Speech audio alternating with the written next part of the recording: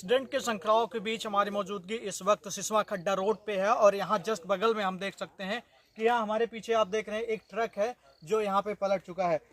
बताया जा रहा है कि बीते 2-3 दिन पहले ही एक्सीडेंट हुआ, लेकिन इसी रास्ते से हम आ रहे थे, इस वजह से हम आपको दिखाने की कोशिश करते हैं कि इसमें यहाँ पे आप देख सकते हैं कि जो गन्ना है वो लदा हुआ है। आपको बता दें कि यहाँ पे जान तो बच गई है ड्राइवर की, लेकिन इस पे कहीं ना कहीं शासन प्रशासन को भी ध्यान देने की ज़रूरत है कि हमारी नज़रों से कई ट्रकें जो है और कई ओवरलोड गाड़ियां जो है वो यहाँ से गई हैं हमारे सामने से। उसके बाद हमने देखा कि बीते पीछे 1-2 किलोमीटर जब आप यहाँ से पीछे जाएंगे तो वहाँ भी एक गाड़ी जो है वो पलटी हुई है और यहाँ पे भी एक गाड़ी पलटी हुई है।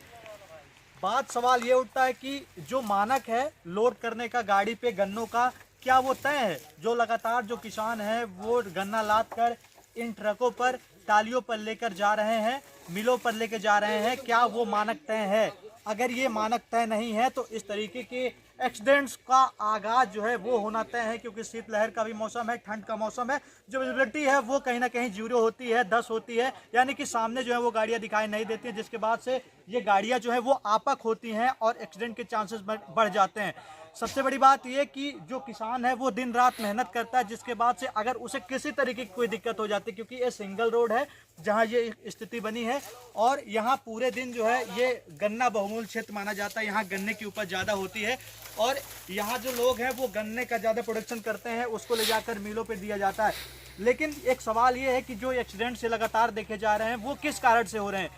जहाँ तक हमारी जो अनुमान नज़र आ रही है वो यहाँ पे जो ओवरलोडिंग है उसकी वजह से हो रही है। तो खास तौर पर प्रशासन को भी इस पे ध्यान देना चाहिए कि इस एक्सीडेंट्स को अगर रोकना है, किसी की जान जाने से अगर बचानी है, एक मेहनती किसान को जान जाने से बचानी है, तो कहीं ना कहीं प्रशासन को भी ये मानक तय करना होगा कि कितना गन्ना एक ट्रक पे, एक ट्रॉली पे लोड किया जाना चाहिए। एक बड़ा उदाहरण हमारे पीछे आप देख सकते हैं। फिलहाल यहाँ किसी की जान तो नहीं गई है, लेकिन अगर ये मानक तय किया जाएगा तो कहीं ना कहीं इस पर जो है निजात पाई जा सकती है, क्योंकि जान कहीं ना किसानों की जो कीमती है वो कहीं ना कहीं सबसे ज़रूरतमंद चीज़ हो जाती है।